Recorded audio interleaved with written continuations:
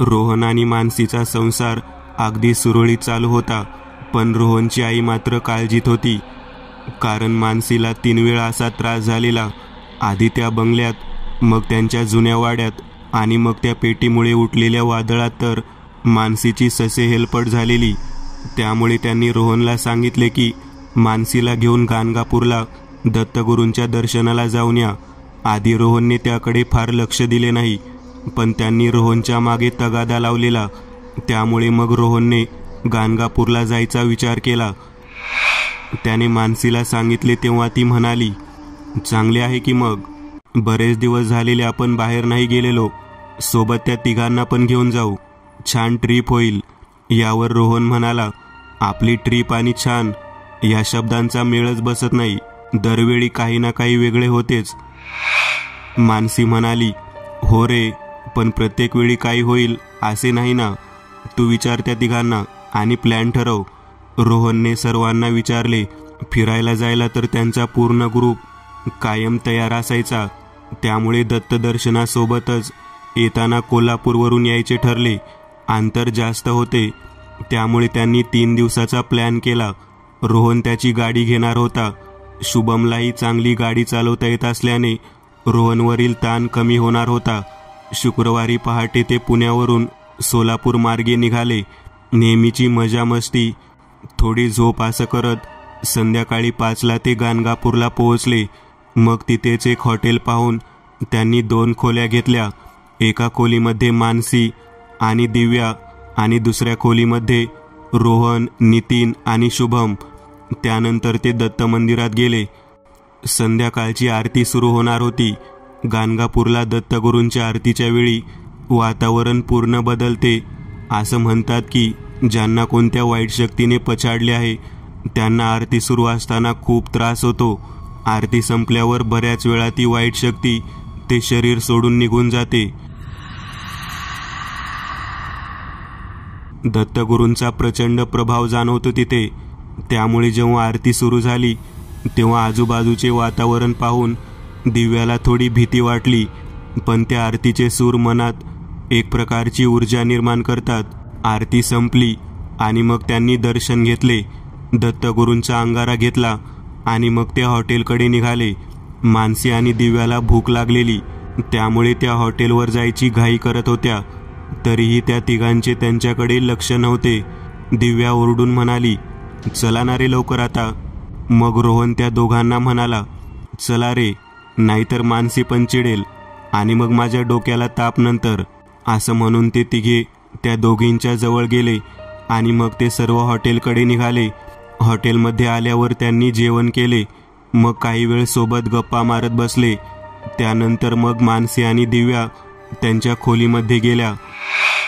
रात्रीचे 12 वाजून गेले होते. त्या दोघीही झोपल्या होत्या, पण त्यांना माहीत नव्हतं एक बाई त्यांना पाहत त्यांच्या पलंगा शेजारीच बसलेली आहे. दिव्याच्या हालचालीने मानसीला जाग आली. मानसीने डोळे उघडले तसं ती बाई आणि मानसीची नजरानजर झाली. मानसी घाबरून उठून बसली. तिने पुन्हा पाहिले, पण आता तिथे कोणीच नव्हते. हे सर्व काही क्षणात घडले. मानसीला पूर्ण खात्री झालेली हा तिचा भास आहे आणि ती पुन्हा झोपली. काही वेळाने दिव्याला असा भास झाला कोणीतरी तिच्या पायावरून हात फिरवत आहे. ती उठली तसं तिला कोणीतरी जोरदार धक्का दिला. ती पलंगावरून खाली पडली. तिची नजर पलंगाकडे गेली. एक बाई मोकळे केस सोडून दिव्याकडे पाहत होती. किंचाळतच दिव्या उठली. तिला स्वप्न पडले होते. तिच्या आवाजाने मानसी देखील उठली. मानसीने तिला विचारले, काय झालं, स्वप्न पडलं का? दिव्या म्हणाली, हो अगं, खूप भयानक. एक बाई दिसली स्वप्नात. मानसी काहीच बोलली नाही. तिला संशय आला, कारण तिला तसाच भास झालेला.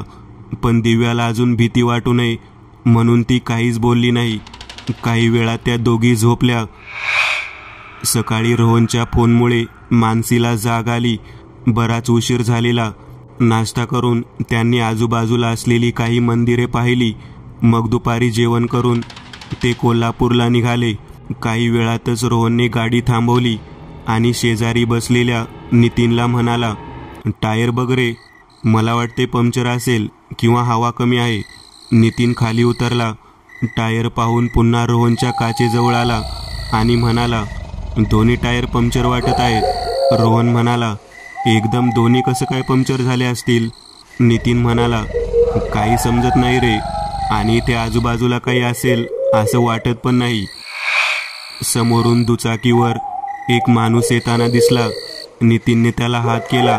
त्या माणसाला विचारले, इथे गॅरेज कुठे आहे? त्या माणसाला मराठी तर समजली नाही. तोडक्या मोडक्या हिंदीमध्ये नितीन त्यांना विचारू लागला. त्यांना इतके तर समजले की नितीन गॅरेजबद्दल विचारत आहे.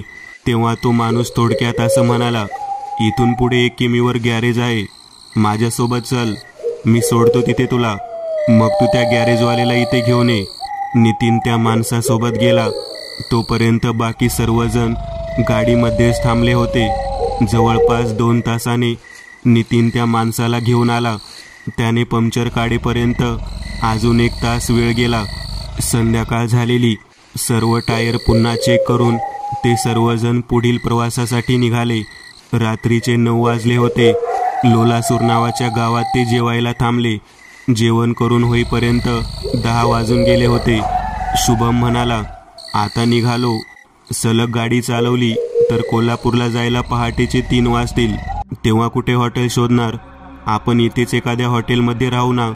दिव्या म्हणाली, मला पण तेच वाटतं, आजची रात्र राहू इथेच एखाद्या हॉटेलमध्ये. रोहन म्हणाला, मी विचारतो इथे आसपास कुठे हॉटेल आहे ते. तो लोकांना विचारून आला आणि म्हणाला, इथून 5 किमीवर एक छान मोठं हॉटेल आहे, आपण तिकडे जाऊया. मग ते हॉटेलच्या दिशेने निघाले. नितीन गाडी चालवत होता.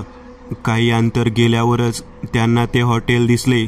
अजून एक कार सोडली तर इतर पार्किंग रिकामेच होते. 3 मजली हॉटेल होते ते. ते सर्वजण आत आले.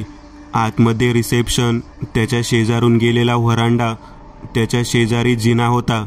त्यांनी दुसऱ्या मजल्यावरील खोल्या घेतल्या, जसं त्यांनी आदल्या दिवशी घेतल्या होत्या त्याच प्रकारच्या. एक खोली मानसी आणि दिव्यासाठी आणि दुसरी खोली इतर तिघांसाठी. दिवसभर आलेल्या थकव्यामुळे सर्वजण आपापल्या खोल्यांमध्ये गेले. पलंगावर अंग टाकताच काही वेळातच सर्वांना झोप लागली. रात्रीचे 12 वाजून गेले होते. खोलीमध्ये थोडासा उजेड होता. दिव्या आणि मानसीच्या खोलीमध्ये अचानक थंडी वाढू लागली. अंगावर घेऊन दोघीही झोपल्या होत्या. अचानक एक हात पलंगामधून वर आला आणि त्याने दिव्याला जोरात धक्का दिला. दिव्या खाली पडली.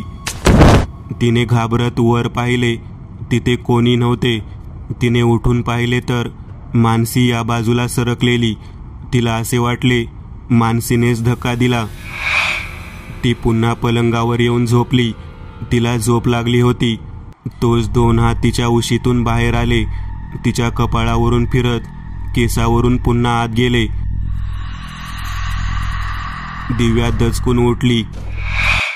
काय झाले याची तिला कल्पनाच नव्हती. तिने मानसीला उठवायचा प्रयत्न केला, पण तिचा आवाज निघत नव्हता. अचानक तिला उलटी आल्यासारखे झाले आणि तिच्या तोंडून केसांचा एक पुंजका बाहेर तिच्या हातावर पडला. आता मात्र तिला प्रचंड भीती वाटत होती. तिने हलवून मानसीला उठवले आणि म्हणाली, हे बघ ना काय झालं. मानसी म्हणाली, कुठे काय? दिव्या हातावर पाहतच राहिली, कारण तिच्या हातावर तो पुंजका नव्हता. ती म्हणाली, अगं केसांचा पुंजका होता इथे, कुठे गेला असा अचानक? मानसी म्हणाली, काय बोलत आहेस दिव्या? पुंजका असता तर असा कसा गायब झाला असता? काहीतरी भास होत असेल तुला. झोप तू शांत. दिव्याला झोप लागत नव्हती. ती या कुशीवरून त्या कुशीवर होत होती. तोच तिचे लक्ष समोरील खिडकीकडे गेले. खिडकीवर पूर्ण धुके जमा झालेले. अचानक एका हाताचा पंजा ते दव चिरत खाली गेला. ते पाहून तर दिव्याच्या अंगावर भीतीने काटा आला. आता तर तिला मानसीला उठवावे देखील वाटत नव्हते. ती तशीच डोळे मिटून घाबरत पडून राहिली. अचानक तिच्या कानावर हसण्याचा आवाज पडला. तो आवाज तिच्या वरून येत होता. तिने घाबरत डोळे उघडले. तोच तिला तीच बाई दिसली जी तिने आदल्या दिवशी स्वप्नात पाहिली होती.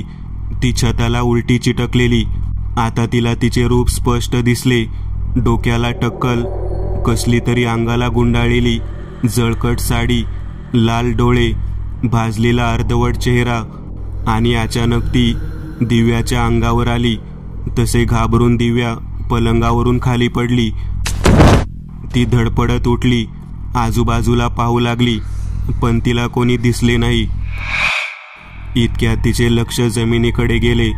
जमिनीवर तीच बाई होती आणि ती अचानक सरपटत पलंगाखाली गेली. आता मात्र दिव्या पुरती भेदरलेली. आता तिला मानसीची काळजी वाटू लागली, कारण पलंगाकडे जायची तिची हिंमतच होत नव्हती. ती घाबरत पलंगाजवळ गेली. हळूच तिने खाली वाकून पाहिले. खाली काहीच नव्हते. तिला थोडेसे हायसे वाटले आणि ती मागे सरकली. तोच तिला भयाचा दुसरा धक्का बसला. ती बाई पलंगावर बसलेली आणि आता तिचा चेहरा दिव्याच्या चेहऱ्यासमोर होता. भयाचा हा अनुभव दिव्या झेलू शकली नाही आणि तिची शुद्ध हरपली. रात्रीचे 3 वाजून गेले होते. मानसीला जाग आली. तिने शेजारी पाहिले तर दिव्या तिथे नव्हती. तिने रूममधील ट्यूब लावली. दिव्या कुठेही नव्हती. दिव्याचा मोबाईल देखील पलंगावरच होता. मानसीने बाथरूममध्ये पाहिले तर दिव्या तिथे देखील नव्हती. मानसीला काळजी वाटू लागली.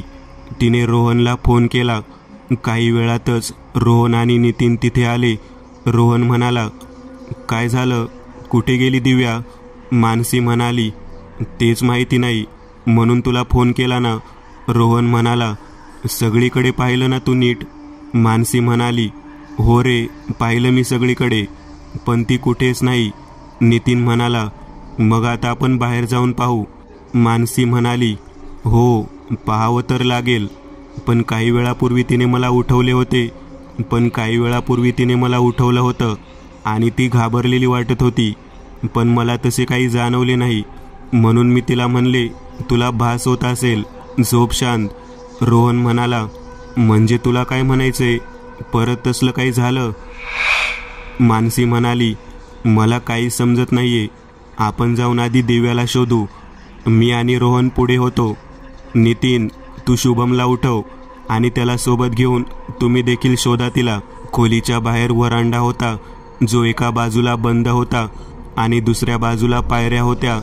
मानसी आणि रोहन खाली गेले होते. नितीन आणि शुभम दुसऱ्या बाजूला निघाले. व्हरांडा संपतो तिथे पोहोचले. तोच त्यांना मागून एका बाईच्या हसण्याचा आवाज आला. त्यांनी पटकन मागे पाहिले. तोच त्यांना दिव्या आणि मानसीच्या खोलीमध्ये कोणीतरी जाताना दिसले. नितीन आणि शुभमने एकमेकांकडे प्रश्नार्थक नजरेने पाहिले आणि काही न बोलता दोघे धावतच त्या खोलीजवळ गेले. दार बंद होते. नितीनने दार आत ढकलले. आवाज करत दार उघडले. इतक्यात वीज गेली. सर्वत्र अंधार पसरला. दोघांनी मोबाईलचे टॉर्च चालू केले आणि ते आत आले. आत आल्यावर त्यांना सर्वात प्रथम जाणवली ती थंडी. बाहेरच्या पेक्षा खोलीमध्ये खूप जास्त थंडी होती. त्यांना पूर्ण विश्वास होता की त्यांनी जे पाहिले तो भास नव्हता, कारण ते त्या दोघांनाही दिसले होते. त्यामुळे ते घाबरतच सगळीकडे पाहत होते. अचानक नितीनची नजर समोरील भिंतीकडे गेली. भिंतीवर पायाचे ठसे होते आणि ते ठसे वर वर जात होते. नितीन हळूहळू त्या ठशांवर टॉर्च फिरवत वर नेत होता. दुसऱ्या बाजूला शुभमच्या हातावर पाण्यासारखं काही पडले. त्याने दचकून टॉर्च वरच्या बाजूला केला. वर दिव्या होती, छताला लटकलेली. तिने शुभमवर झडप घातली. हे सर्व इतक्या झटपट घडले की शुभमला सावरायला वेळच मिळाला नाही. दिव्याच्या धक्क्याने तो खाली कोसळला आणि दिव्या दारातून धावतच बाहेर निघून गेली. नितीनला समजलेच नाही काय झाले ते. त्याने मागे वळून पाहिले तर शुभम खाली पडलेला. नितीनने त्याला उभे केले. शुभम म्हणाला, अरे काहीतरी वेगळंच प्रकरण आहे हे. दिव्या होती वर छताला लटकलेली. तिने माझ्यावर झडपच घेतली रे आणि गेली बाहेर पळत. ते दोघे पुन्हा बाहेर आले. अंधारात त्यांना फार लांबचे दिसत नव्हते. अचानक त्यांना हसण्याचा आवाज आला. आवाज नक्की कुठून येत होता हे समजत नव्हते, पण रात्रीच्या अंधारात तो आवाज भयानक वाटत होता हे नक्की. ते पायऱ्यांकडे निघाले. अर्ध्या पायऱ्या उतरल्या की जिना डाव्या हाताला वळून खाली जात होता. नितीन डाव्या हाताला वळला. तोच त्याला जिन्यावरून रेंगत वर येत असलेली दिव्या दिसली. टॉर्चचा उजेड तिच्यापर्यंत नीट जात नव्हता, पण नितीनला समजले होते ती दिव्याच आहे. तिचा अवतार भयानक वाटत होता. जसजशी ती जवळ येऊ लागली, नितीनचे पाय गोठल्यासारखे होऊ लागले. त्याला हालताच येईना. शुभमने समोर पाहिले. तो नितीनला म्हणाला, अरे पळ इथून. पण नितीन जागचा हालू शकत नव्हता. नितीन खूप घाबरला होता. शुभमने त्याच्या खांद्याला धरून नितीनला मागे ओढले. नितीन जरासा हलला आणि मागे सरकला. समोर पाहिले तर तिथे कोणीच नव्हते. दिव्या पुन्हा एकदा गायब झालेली, पण यावेळी ती कुठे गेली नव्हती, तर शुभमच्या मागेच उभी होती. अचानक शुभम शांत झाला. त्याला जाणवत होते त्याच्या मागे कोणीतरी आहे, पण मागे वळून पाहायची हिंमत होत नव्हती. त्याच्या कानात शुभम असा हलकासा आवाज आला आणि तो पुन्हा हसण्याचा कर्कश आवाज त्याला खूप जवळून ऐकू आला. तो काही करणार तोच त्याला मागून धक्का बसला आणि शुभम जिन्यावरून खाली पडला. शुभम खाली कसा पडला हे नितीनला काही समजलेच नाही. नितीनने मागे वळून पाहिले तर त्याला तीच बाई दिसली आणि नितीनच्या टॉर्चचा उजेड पूर्णपणे त्या चेहऱ्यावर पडलेला. टक्कल केलेलं मस्तक, जळालेला चेहरा आणि लाल भडक डोळे. नितीनला वाटले आता हाच आपला शेवटचा क्षण. इतक्यात त्याला मानसीचा आवाज ऐकू आला. मानसी खाली जिन्याच्या पायरीजवळच उभी होती. नितीनने समोर पाहिले तर समोर कोणीच नव्हते. नितीनने थोडाही वेळ दवडला नाही. तो धावत खाली आला. शुभम खाली पडलेला. त्याच्या डोक्याला मार लागला होता. मानसी आणि रोहन देखील तिथेच होते. त्यांनी शुभमला खोलीमध्ये आणले. त्याची जखम फार खोल नव्हती. त्यांनी शुभमला झोपवले आणि रोहन म्हणाला, काय झालं नितीन? नितीन म्हणाला, अरे इथे नक्कीच काहीतरी वाईट शक्ती आहे. आम्हाला 3 वेळा अनुभव आला आणि ती दिव्याच्या शरीरात आहे. शुभमला देखील तिनेच धक्का दिला. मलाही काहीतरी केलंच असतं तिने. इतक्यात मानसी तिथे आली म्हणून मी वाचलो. रोहन म्हणाला, मानसी तू इथेच थांब शुभम सोबत. मी आणि नितीन जाऊन पाहतो बाहेर. रोहन आणि नितीन वेगवेगळ्या बाजूला गेले होते. रोहन 3ऱ्या मजल्यावर गेला आणि नितीन खाली शोधत होता. हॉटेलचा 3रा मजला पूर्ण रिकामा होता. रोहन टॉर्चच्या उजेडात 3ऱ्या मजल्यावर आला. तो टॉर्च समोर फिरवत चाललेला, पण त्याच वेळी त्याच्या मागे त्याला हसण्याचा आवाज आला. त्याने मागे पाहिले, पण मागे काहीच नव्हते, किंवा असून त्याच्या नजरेला ते दिसत नव्हते. अचानक रोहनच्या मागे एक दार उघडले आणि बंद झाले. त्याचा आवाज पूर्ण मजल्यावर घुमला. रोहन हळूहळू त्या दाराजवळ गेला. दार आत ढकलले. रोहनने त्या खोलीत टॉर्च फिरवला. खोलीमध्ये एक पलंग होता आणि काही टेबल. रोहनला पलंगाच्या दुसऱ्या बाजूला कोणीतरी बसले आहे असे वाटले. रोहन घाबरत तिकडे गेला.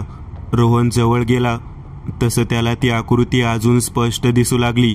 ती दिव्या होती, भिंतीला टेकून बसलेली. तिने पाय पसरले आणि ती शून्यात पाहत होती. रोहन तिला पाहतच होता.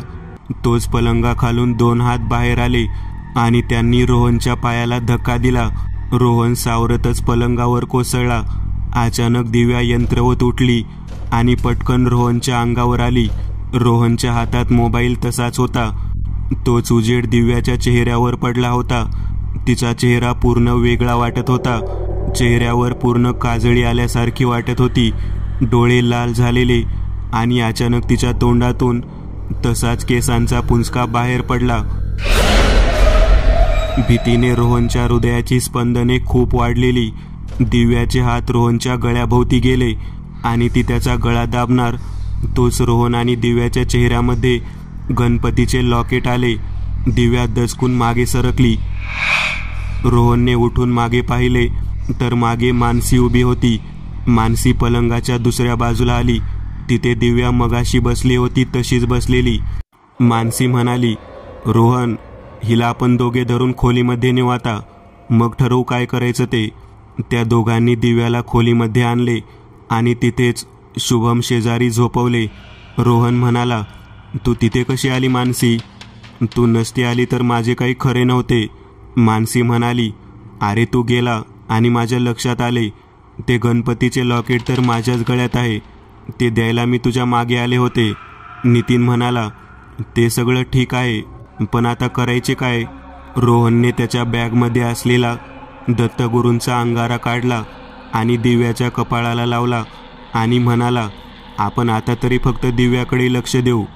ती आत्मा दिव्याच्या शरीरात प्रवेश करू शकणार नाही याची काळजी घेऊ, कारण आता 4 वाजून गेले आहेत. वाईट शक्तींचा प्रभाव कमी होत जाईल. मानसी ते गणपतीचे लॉकेट दिव्याच्या डोक्यावर ठेवून तिथेच धरून बसलेली आणि मग ती म्हणाली, यामुळेच दिव्याला रात्री त्रास होत होता, पण ती आत्मा मला काही करू शकत नव्हती. रोहन म्हणाला, होय, या लॉकेटने आधी पण बरीच मदत केली आहे आपली, पण आता आपण कोल्हापूरचा प्लॅन रद्द करूयात आणि थेट पुण्याला जाऊ, मग बघू काय करायचं ते. नितीन म्हणाला, हो, मला देखील तसेच वाटत आहे. ते सर्वजण तिथेच बसून राहिले. सकाळी 6ला दिव्याला जाग आली. तिचे अंग तापाने फणफणत होते. शुभम देखील काही वेळाने जागा झाला. वेळ न दवडता सर्वजण थोडे फ्रेश झाले आणि लगेचच पुण्याला निघाले. काही वेळाने थोडे खायला घेऊन ते तसेच सलग गाडी चालवत होते. मानसी दिव्याला जवळ घेऊनच बसलेली. दुपारी 4च्या सुमारास ते पुण्यात पोहोचले. दिव्याच्या घरी सर्वजण गेले. हे सगळेजण अचानक आल्यामुळे दिव्याच्या आईला धक्काच बसला. दिव्याला पलंगावर झोपवले आणि मग मानसीने घडलेला सगळा प्रकार थोडक्यात त्यांना सांगितला. यावर दिव्याची आई म्हणाली, अरे इतकं झालं आणि तुम्ही पोरांनी आम्हाला कळवलं पण नाही. ते सर्व जाऊ दे आता, पण त्या पेटीमुळे जेव्हा तुम्हाला त्रास झालेला तेव्हा कोणीतरी तुमची मदत केलेली ना मानसी? मानसी म्हणाली, हो, एकदंत नाव आहे त्यांचे. दिव्याची आई म्हणाली, मग त्यांना भेटायला जाऊयात ना आपण? रोहन म्हणाला, काकू तुम्ही दिव्यासोबतच थांबा. माझ्या बॅगमध्ये गाणगापूरचा अंगारा आहे, तो तिला लावा. मी आणि मानसी जाऊन येतो एकदंत यांच्याकडे. आणि मग रोहन आणि मानसी तडक एकदंत यांच्याकडे निघाले. एकदंत यांच्या बंगल्यावर पोहोचले. एकदंत झाडांची छाटणी करत होते. रोहन तसाच आत गेला. एकदंत यांनी रोहनला पाहिले आणि म्हणाले, अरे रोहन, तू कसा आहेस? रोहन त्यांच्या पाया पडताना म्हणाला, मी ठीक आहे. एकदंत म्हणाले, मग इकडे कसं काय? रोहनने घडलेला प्रकार तिथेच थोडक्यात त्यांना सांगितला. एकदंत म्हणाले, बरं चलात. ते तिघे त्यांच्या घरात आले आणि मग सोफ्यावर बसले. एकदंत म्हणाले, या प्रकारची सुरुवात हॉटेलमधून झाली असं वाटत नाही मला, कारण तुम्हाला कोणाला त्रास झालेला नाही. आपल्याला याच्या मुळाशी जावे लागेल. मी दिव्याच्या घरी येतो, आपण तिथेच पाहू पुढे काय करायचे. असे म्हणून एकदंत त्यांच्या खोलीमध्ये गेले. येताना त्यांची बॅग घेऊन आले आणि मग ते तिघे दिव्याच्या घरी निघाले. दिव्याच्या घरी आल्यावर एकदंत यांनी आजूबाजूला पाहिले. त्यांना काहीतरी जाणवत होते. ते थेट दिव्याच्या खोलीमध्ये गेले. त्यांनी दिव्याच्या कपाळाला हात लावला. तिचे ओठ काळे पडले होते. त्यांनी बॅगमधून करेच्या पाण्याची बाटली काढली. त्यातले काही पाणी चमच्याने तिच्या तोंडात सोडले. काही पाणी दारामध्ये एका सरळ रेषेत ओतले आणि म्हणाले, जे काही तुम्ही सांगितलं आणि जे काही मी पाहतोय त्यावरून असं वाटतंय हे सगळं सुरू वेगळ्या ठिकाणी झाले आहे.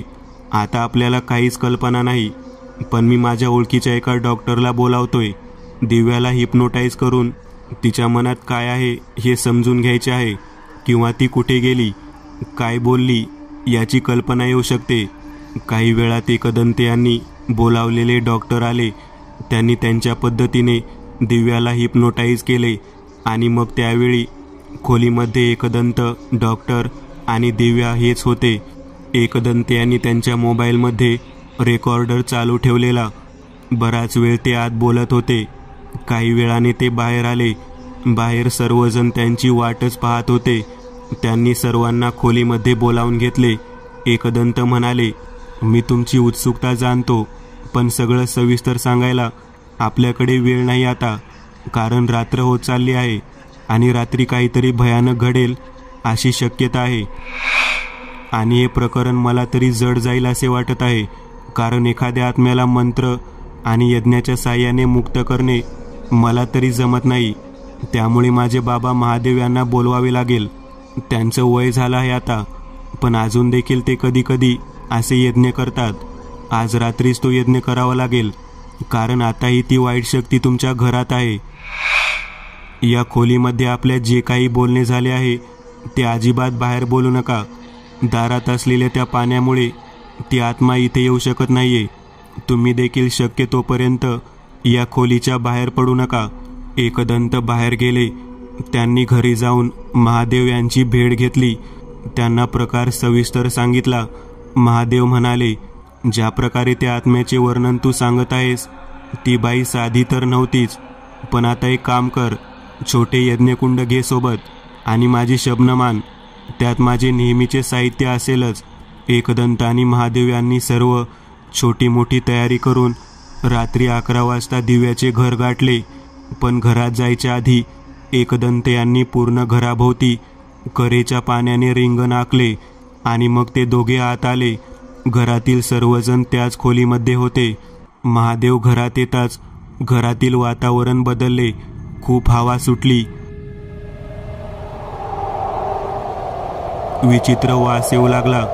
कदाचित त्या शक्तीला जाणीव झाली की कोणीतरी तिच्या विरोधात काहीतरी करत आहे, कारण नकारात्मक ऊर्जेला सकारात्मक ऊर्जा लवकर ओळखू शकते.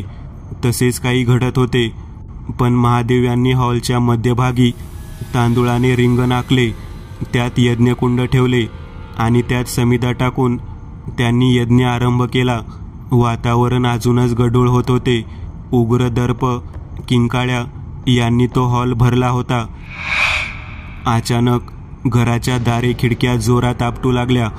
त्या आत्म्याला त्रास होऊ लागलेला आणि ती बाहेर जायचा प्रयत्न करत होती, पण तिला घराबाहेर पडणे शक्य होत नव्हते. हळूहळू महादेव यांनी मंत्राची तीव्रता वाढवली तसं ती आत्मा त्यांच्या समोर आली, पण आता तिचा आवेश मावळला होता. महादेव यांच्या समोर तिची ताकद कमी पडलेली.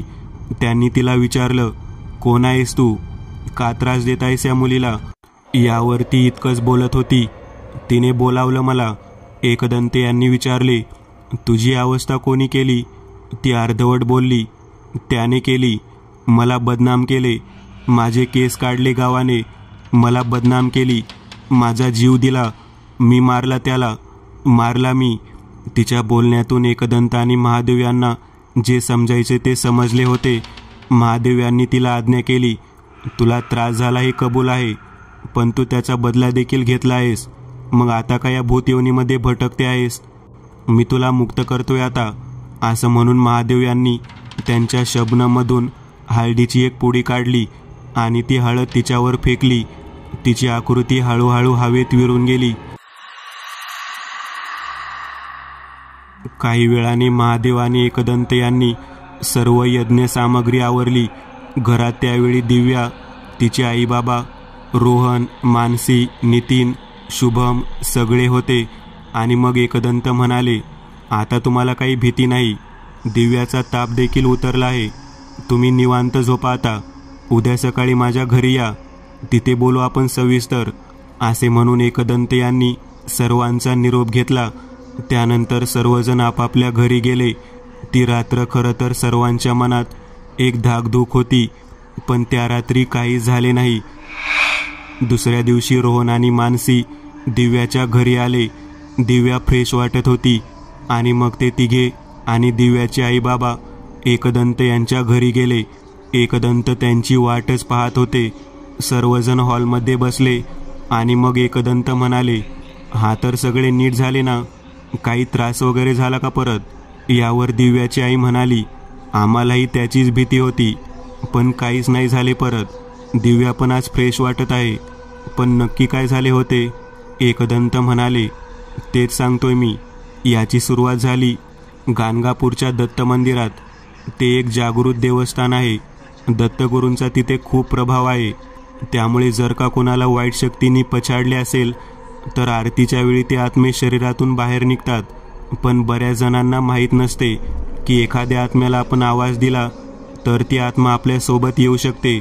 आणि त्या दिवशी नेमके तेच घडले. जेव्हा आम्ही दिव्याला हिप्नोटाईज केले तेव्हा मला तिच्या बोलण्यातून जाणवले ती मंदिरात तिथल्या वातावरणाने थोडी घाबरलेली. ती तुम्हाला बराच वेळ हाक देत होती, चला म्हणून. आणि त्याचवेळी एका शरीरातून आत्मा बाहेर पडलेली आणि दिव्याने तिच्या दिशेने हाक दिली. दिव्याची हाक त्या आत्म्याने ऐकली. ही तीच आत्मा होती. ती आत्मा तुमच्या मागावर आली. पण ती आत्मा फक्त दिव्याला त्रास देणार होती, कारण दिव्याने तिला बोलावले होते. त्या रात्री तुम्हाला त्रास झाला नाही, कारण असे म्हणतात गाणगापूरच्या वेशीच्या आत कोणत्याही आत्म्याचा प्रभाव चालत नाही. त्यामुळे जेव्हा तुम्ही बाहेर पडलात त्या रात्री तुम्हाला त्रास झाला.